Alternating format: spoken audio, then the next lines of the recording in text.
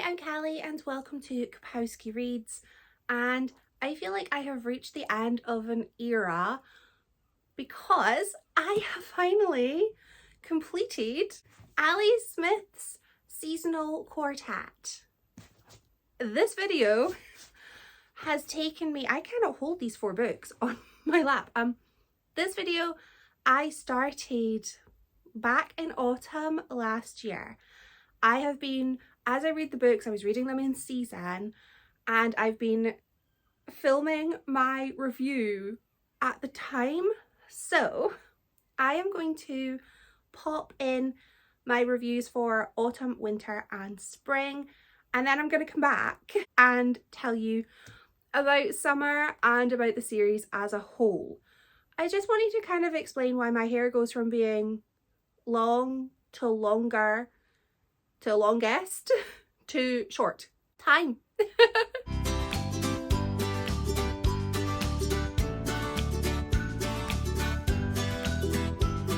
I have now finished Autumn by AliSmith. So this is the story of 2 people. We have Daniel, who is 101 years old, and Elizabeth, who I think she's 28.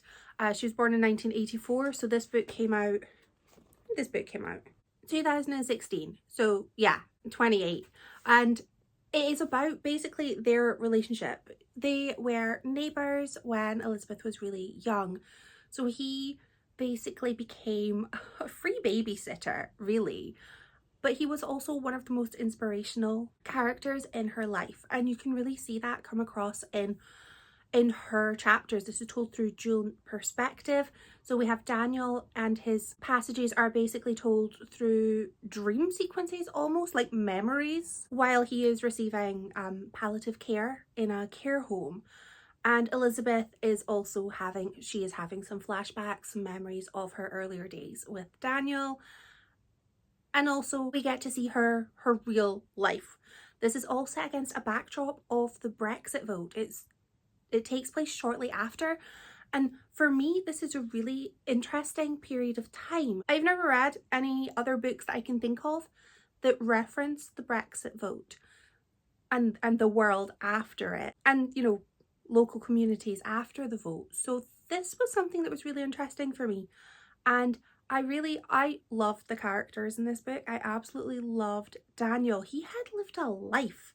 I mean, I know very few of us will be lucky enough to get to our hundreds, but he had had so much going on in a very long amount of time. He seemed like a really nice guy, and he had a mild infatuation / obsession with an artist. So it was really nice seeing how that had impacted Elizabeth, who had gone on to just study art. And you could really see through Daniel's sort of dream sequences the impact that he had had on Elizabeth's life. And he'd basically helped her learn to ask questions and to stand up for things. And I think that was really important. And I really liked the way that he was referred to as her grandfather, and they weren't related through blood. They were just, you know, the grandfather and granddaughter that you choose. And I thought it was so beautiful to sort of read a story where, you know, your family isn't necessarily your blood related family, but the family that you choose. Her mother in this book was also a really interesting character. She was super into the friendship between Elizabeth and Daniel right at the beginning, because, you know, babysitter. As Elizabeth got a little bit older, her mother started to think it was weird. It was a little bit, you know, was it creepy? What are you talking about? They were talking about art, mainly. They were just talking about art and books, literature. But her mother was very, like, a little bit suspicious. Her mum then grew into this hilarious character years later. So I really enjoyed her mother's character arc, but she felt a little bit more like the daughter in the mother-daughter traditional dynamic. She was a little bit wild, ended up getting arrested, but I absolutely loved when she got arrested. It was so exactly what I would have expected that character to do. The writing style in this book is very unusual. It's very beautiful, but it's also very poetic. So I really enjoyed that. It was quite a pleasure to read. And it's a very short book in a very generous font. Don't know if that shows too much, but it feels like a larger font. Either way, I got through it quite quickly, which is probably for the best because I had to go back and reread some of it. There were moments during this book when I wasn't quite sure if what I was reading had actually happened or if it was just sort of hopeful imaginings of memories. I don't actually care if the memories were real or if they were manufactured. I mean, it's a book, it's fiction, none of it's real. But for the characters, I kind of like not knowing, having that ambiguity of, you know, did you live all of these lives? Did you write all of those jingles? And I don't need to know if it was real or not, because I choose to believe that it was. This book also somehow managed to convey just mundane life as well. There were scenes in the post office, which haven't we all had an experience in the post office? Especially like Elizabeth, who was getting her passport renewed. I had an absolute stress getting my passport renewed there one time that I decided to never have it checked again, and I just take the risk and send it off because it was an absolute nightmare. I don't suppose it helps that, I mean, here we don't have that many post offices anyway. I love the way that Daniel had just inspired Elizabeth to love reading. He started every conversation with, "What are you reading?" I just thought that was so lovely, like to have this older person in your life inspire you and encourage you to keep doing things that just grow your wee brain and make you think, make you ponder, and ultimately sort of become a better rounded person. He made her question things, and I think that that's lovely. He made her use her imagination as well. But he would give her the choice, you know. They played this beautiful game of he would either tell her a story and she was to close her eyes and, you know, have a picture in her mind of it, or he would tell her about a picture and she was to come up with a story that went with it. And I just thought that was so fun and so creative, but such a lovely memory to have of your granddad, basically. I thought this was lovely. It was just a beautiful story. I was left wanting more, and I think that that's probably the sign of a really good story, because I want more. I would like more.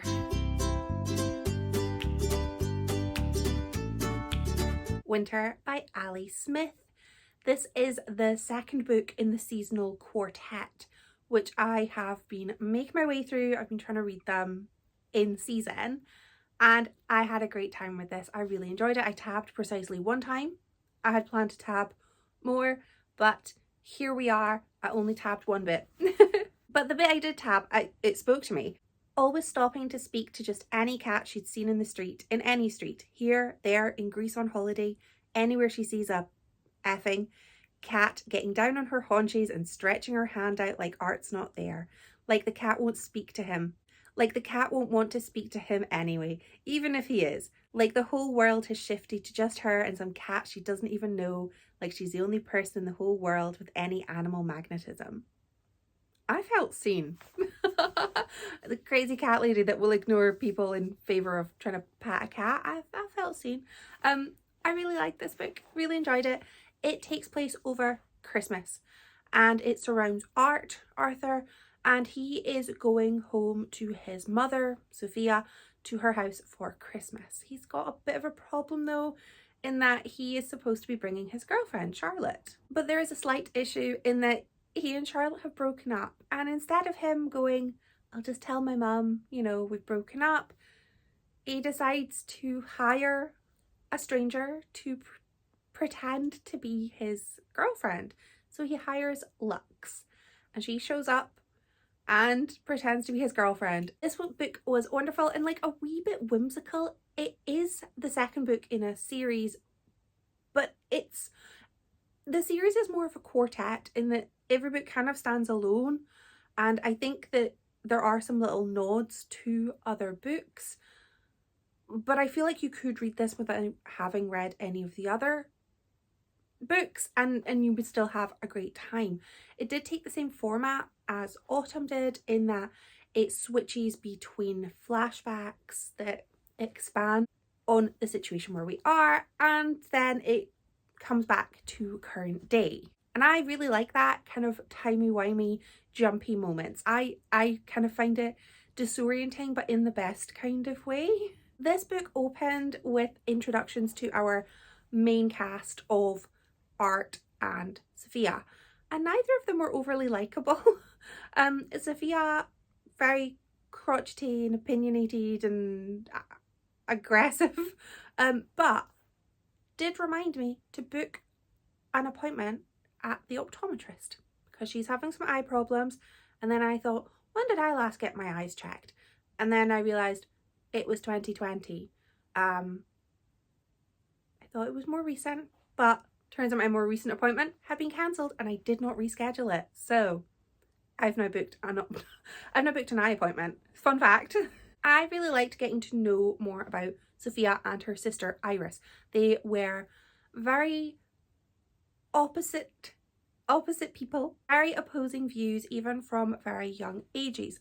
But it was really nice seeing how that changed and just developed as they got older, and they just became more and more different. I really enjoyed that, and I really enjoyed their little reunion because of course the estranged sister comes back for Christmas. I also loved the relationship between Lux and Sophia, even though, I mean, I don't think Sophia cared if she was or wasn't her son's real girlfriend. She just kind of liked having a person who treated her like a human being, like she wasn't, you know, this delicate little creature, like she was a capable woman, and I really liked that. I love that this book also had some references to protests that one of the characters had been at, and they were quite large, quite pivotal protests in the UK, and she had been there at some really key moments in history, just, you know, trying to make a difference. And this book also included some references to an artist perhaps not as known as they should be, which is something that was really similar to Autumn, which focused on, there were references to an artist that hadn't gotten the accolades that they could have. I thought this was a fantastic book, really just beautifully written. It's not long, like it's not a long book, it's only 310 pages or so, but it is a book that I am a fast reader.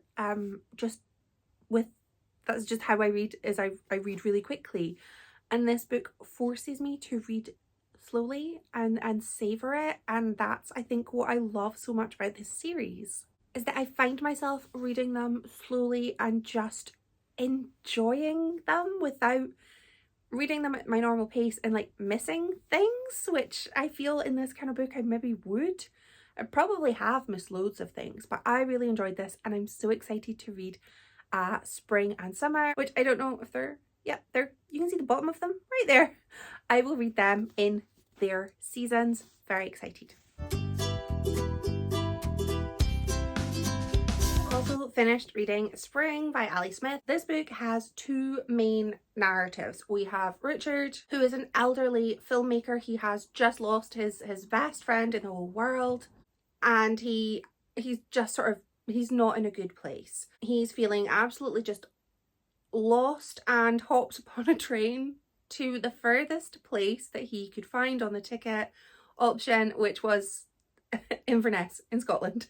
We also have Brittany, but she goes by Brit, who works in an immigration removal centre, and she one day comes across a young girl who's only 12. Her name is Florence. She meets her at the train station and ends up accompanying her up to Inverness. This book is utterly just gorgeous. My throat is going. This book is just gorgeous to read. It's very beautifully written, very poetic, but it also touches on a lot of real subjects. Like, of course, we've got a character who works in an immigration centre, an immigration removal centre. That is obviously addressed. and it makes for some very uncomfortable reading. And the way that the people who work there treat the people is just horrific. It's inhumane, and they don't treat them well, and it was very difficult to read, but I also think very important to read. And I love the way that this book kind of had almost like vignettes where it just had totally different things happening, but everything kind of mixed together. These are very strange books. This entire collection are almost dreamlike in the way that it feels when you're reading it. Like, wait, none of these things are related. Why am I hopping about through time, through narratives, through emotions? But when you get to the end, everything kind of slots together. And in this book, I got a little bit of a nod to one of the previous books. So I wonder if upon further rereads of the series, and of course when I finish it, I've still got one to go, am I going to notice more links, more puzzle pieces that go together? I just think this is a very clever book. It's very beautifully written. It's very passionate, and it just kind of merges together a lot of different feelings, and also addresses, as I think all of the books have, Brexit, which I think I said when I read the first book in the series, I'm Scottish, so the reaction to Brexit in Scotland, based on everything I've read, was very different to the reaction in England. The majority vote in Scotland was to remain in the European Union. So it's very interesting sort of reading a book where the general feeling was a little bit different. I really love the way that this book also kind of pointed out just the basic human desire to have somewhere to call home, and somewhere to belong, and somewhere to feel safe, wanted, and but mainly just that security. And I thought it was just such a powerful book. The book is not chipper, it's not upbeat.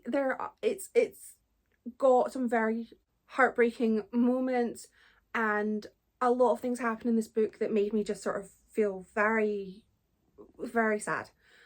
And I did not end this feeling happy or joyful, but I ended this feeling. But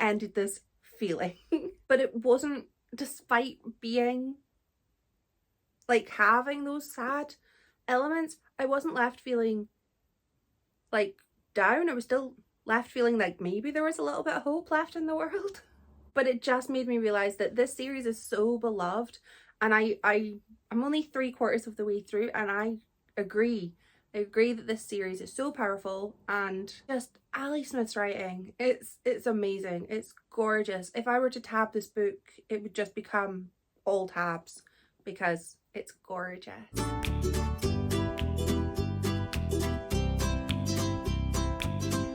Oh hi, I'm back.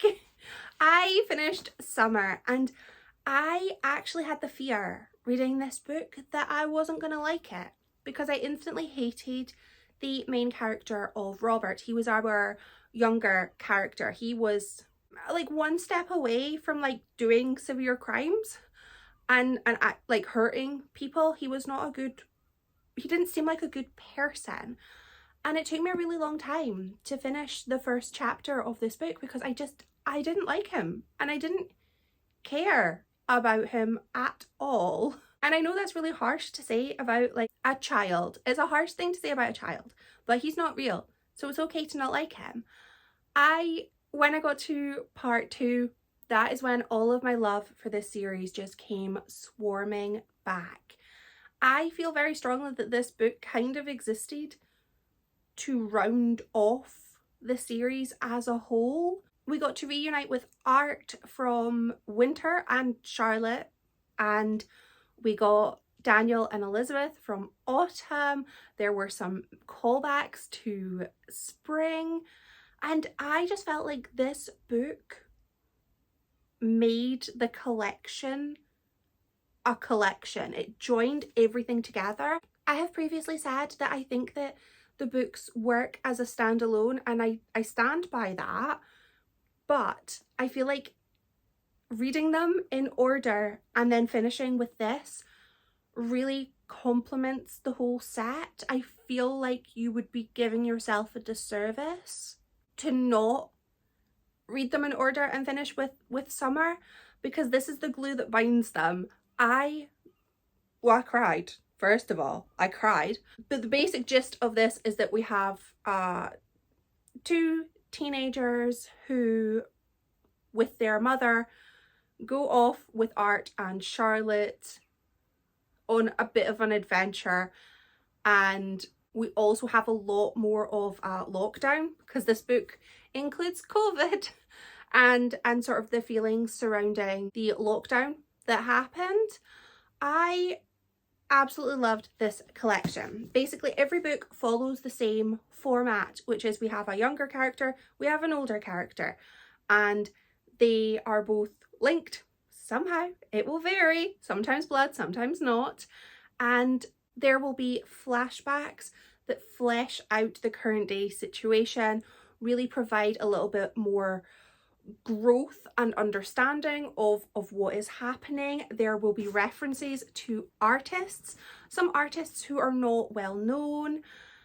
This entire collection just feels like a love letter to art, to human emotion, to love, the different kinds of love that exist.